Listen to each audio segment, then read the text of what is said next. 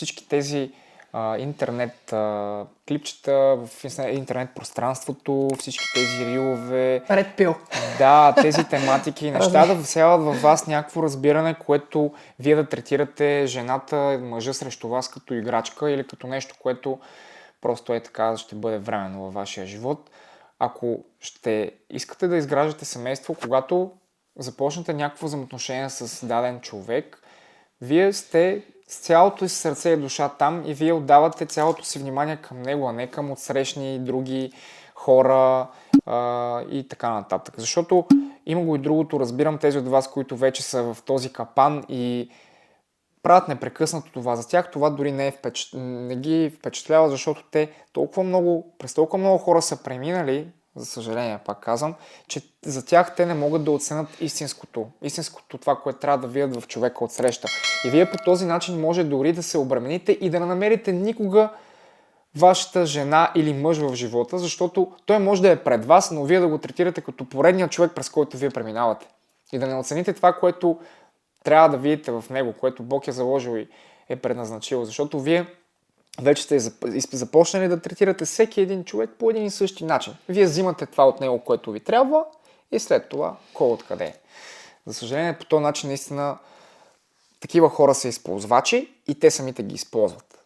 Да, и това си едно проклятие, защото тези негативни моменти наистина определят човека духовния вътре. Този човек, който го прави това или който е жертва на това нещо, на тези най-различни в днешно време казани като one night stand, situationship, ако искаш да ги кажем на български,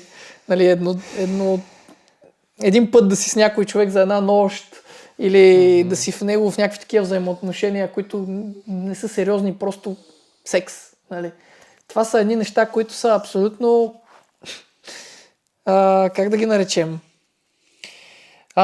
На някакво нулево такова ниво. Да, те са на едно такова ниво, което са супер примитивно. Примитивно, да. И което самите хора дори не знаят как се удовлетворяват с това нещо и какво намират в това нещо, тъй като те самите дори знаят, че е временно. А пак ако подареният човек е достатъчно неосъзнат, може и да не го осъзнава това нещо, но рано или късно ние знаем какъв ще е края за тях. Края ще е болезнен. И ето, Бог ни е дал в Неговото Слово. Ето, това е книгата, която ви препоръчвам. Най-добрата книга, която... Ако трябва да прочете една книга в живота си, прочетете тази книга. Тук Бог ни е дал наръчник, компас. Всичко това, което всички ние го допускаме като грешки, може да си го спестим само чрез това, като четем Неговия наръчник и всичко това, което Той ни го е дал като съвети и някои закони го наричате така нататък. Това всъщност е за наше добро, защото това ни спестява всички тези грешки, всички тези болки и целият този път, през който не трябва да преминаваме. Защо да го преминаваме, като Бог ни е дал и ни е открил къде е истината? Да, трудно е. Трудно е много да се довериш на това нещо и да си кажеш, да, ще има правилна жена за мене, независимо кога е в правилното време или пък правилен мъж и ще се доверя на Бог. Много е трудно. Аз го преминавам през моя живот. Признавам си, ние не сме, също нямаме жени. Борим се с това нещо, затова тази тема ни е толкова и на сърце, но чрез Бог и с Исус Христос ние ще се справим това и вярваме, че ще се случи. А не се утешаваме и да си даваме временни удоволствия чрез други хора, които да обременяваме и най-вече и ние самите да страдаме от това нещо. Защото ти освен, че страдаш ти, и отсрещен човек страда. Абсолютно. Освен, че твоята душа накърняваш още една душа. Така че двойно страдание. Да, което е изключително гадно и хората наистина не се замислят, защото са егоисти повечето хора и мислят за себе си и за собственото си удоволствие в дадения момент и въобще не мислят за човека отсреща, той как ще го преживее това, какво ще му направят чисто емоционално. Колко хора поставят товари и травми на други хора с действията си. Въобще не се замислят. Сега, ако направят това сега, то човек, какво ще му направи на него, като духовно и как ще се почувства той, защото той може да е бил с много чисти намерения към теб и наистина те обича и ти отсреща просто да му, деца вика, да му направиш някаква гадост и този човек после травма, проблем, не може да се довери отново и това са ни взаимоотношенията между мъжете и жените, като цяло между хората, стават изключително сложни и обтегнати именно заради такива моменти. И за това ви казвам, наистина, истината е в Бог, в Исус Христос, в вярата, в това, което ти наистина приемаш като ценности, като начин на живот и като наистина желание да бъдеш най-добрата версия на себе си. Да не си егоист, да показваш любовта към човека, с който си, не да го тормозиш, не да го нараниш. Нали? И ето и в Библията дори е писано колко трябва да сме твърди и въобще да не се поддаваме на това, което е неизбежно да се случи в животите ни, а именно на тези изкушения, защото най-често са изкушения в сексуалната част, нали, в физическата част и са най-често такива, които наистина дявола толкова ни мрази, че той се опитва да ни разруши по всякакъв начин, да разруши семейството ни, да разруши самите нас и телата ни и да ни убие по всякакъв възможен начин, именно чрез тези изневери, блудства и прелюбодейства. И ето тук дори е писано предупреждение срещу това. И ето посрещна го жена, облечена като блудница, с коварно сърце. И също, с многото си предумки, тя го прилъга, привлече го със сладките си приказки. Значи много е важно, когато има, както изпоменах по-рано, когато има такава ситуация, да отрежеш всякакъв достъп, който има този човек към тебе или каквото и да било. Въобще да не се поддаваш дори за някакъв безобиден флирт или някакви такива неща. Не, това има корен, който може да докара много големи проблеми за самия теб и за живота ти. И за човека от среща, който ти, да се казва, нали, обичаш. Това е да обичаш човека от среща и да му забиеш нож в гърба, за мен е някакси много странно. Аз това никога не мога да си го обясня защо го правят хората. В крайна сметка, като са толкова пък, нали, решителни в това, че искат да си правят каквото си искат, нали, пак казвам, което не е добро, поне да оставят човека и да не му го нараняват и да го играят и да го лъжат и да го мамят и зад гърба му да му говорят едно, пък всъщност да правят друго. И тук ни е предупредил Бог, нали, да не се отклонява сърцето ви в пътищата и на блудството, на изневярата става на въпрос. Силно. Да не се заблудите в пътеките й, защото мнозина е повалила ранени и мнозина юнаци са убити от нея, както и жени, защото то е дух на блудство, на изневяра, на прелюбодейство. Това си е зло. И ето какво друго пише много важно. Домът и е път към ада и води надолу към покоите на смъртта. Значи тук става въпроси за загубата на твоята душа, за вечността. Да, а какъв смисъл е имало всичко, което си правил тук, ако загубиш душата си? Да. Заради дето се казва едно първично желание, заради нещо, което е временно, което няма никаква стойност, ти да погубиш първо взаимоотношенията си с човек, с който си бил градял цял живот, семейство, имаш деца, имаш всичко, имаш направил си всичко с този човек и така нататък, заради едните такива взаимоотношения. Нали? Да ги наречем. Да. Просто трябва да бягаме от тези неща и като християни особено да не се докосваме до нещо подобно. И тук в това число искам да кажа и за всеки един, който е във връзка с друг човек, че порнографията, т.е. гледането на такива също действия е изключително пагубно за взаимоотношенията между двамата души и е изключително зло и отново е инструмент на Сатана за събаряне на семейства, за събаряне на мъже, та дори и на жени и разваляне на взаимоотношенията и в брака между двама души. И на първо място преди това всичко, което каза, е и събаряне на самия себе си. Защото ти се самоунищожаваш с това нещо. Както с изневярата, така и с порнографията, защото пък там е още по-лесно. Кликаш на един клик, допаминът ти се пренасища, ти виждаш внезапно удоволствие и ако си мъж особено, ти губиш всякакво търпение и ти си същия в твоето ежедневие. Нямаш търпение това да се случи, искаш на един клик да стане. И това е пагубно не само за брака и за семейството, и за всичко общо. Абсолютно, за цялата ти личност и за точно всичко, така. което всъщност ти си призован да изградиш и имаш цел в живота си. И като цяло за развитието ни като личности, като мъже и като хора е изключително важно именно да следваме това, което Бог ни дава като начин на живот и като цел. Защото то е здравото. То е здравото и е истината. И всъщност е това, което ни прави свободни. А много хора са наистина просто роби на тези странни взаимоотношения, на тези странни и зли дела.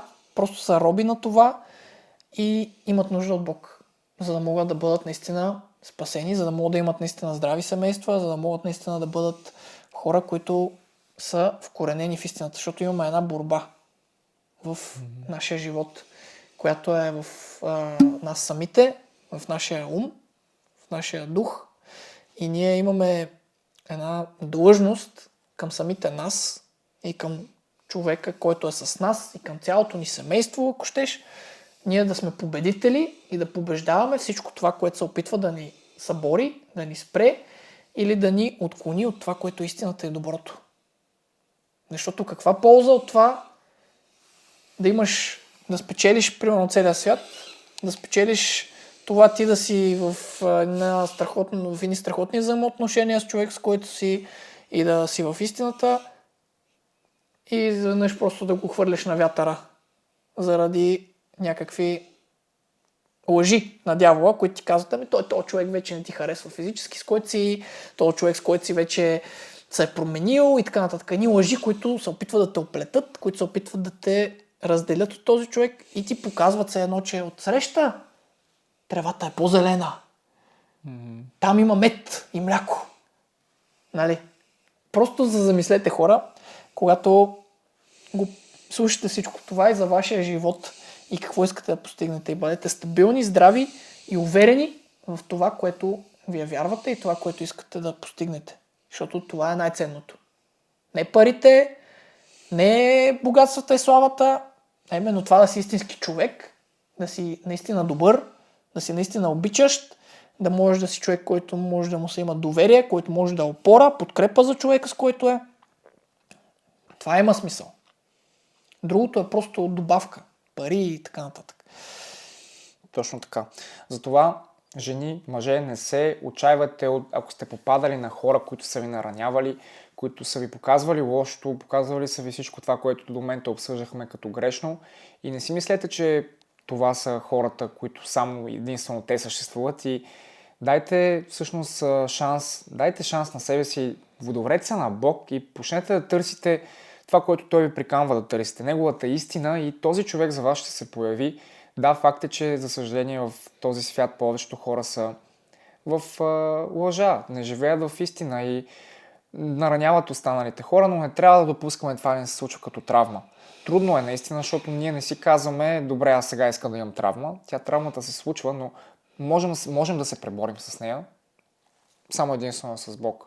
И наистина внимавайте в това нещо и се наставлявайте с Неговото Слово, защото само чрез Него може да победим тези мисли, които ни всява дявола, които казват, ти не ставаш, няма да откриеш правилния човек, не съществуват вече такива хора, това са едни приказки и така нататък. Няма такива мъже вече, или няма такива жени.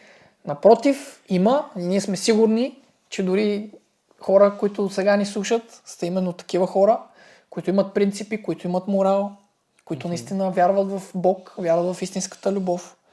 И това е възможно да бъде реалност в нашите животи. Наистина, никога не се предавайте, никога не спирайте да вярвате.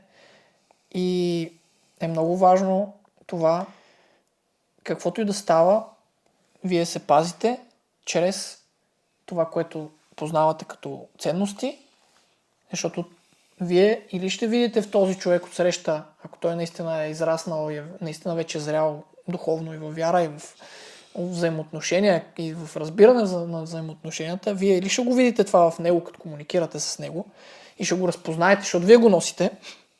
И когато го разпознаете, този човек дори да има травма, дори да има да не вярва в този момент дори на себе си, да се спъва самия себе си, повярвайте, тогава си заслужава този човек да му покажете наистина какво е това да си искрен, да си честен, да покажеш любов, да покажеш с последователност това, което е правилното и да му помогнеш на този човек колкото и той да си мисли, че може да не му помагаш, да му помогнеш да разбере, че наистина има изходен път и че наистина има надежда и наистина има бъдеще. Затова никога не се предавайте. Вие ще го видите това нещо в дадения човек. И дори можете да излекувате даден човек, като му покажете любовта, защото любовта лекува. Любовта разваля крепости, любовта разваля лъжи, защото хората си мислят, че от истината боли, но всъщност истината освобождава, а лъжата е тази, която всъщност боли. Защото хората си мислят, че живеят в истина, която всъщност е лъжа и така си стоят в една комфортна зоничка, която ги е залъгала като една клетка.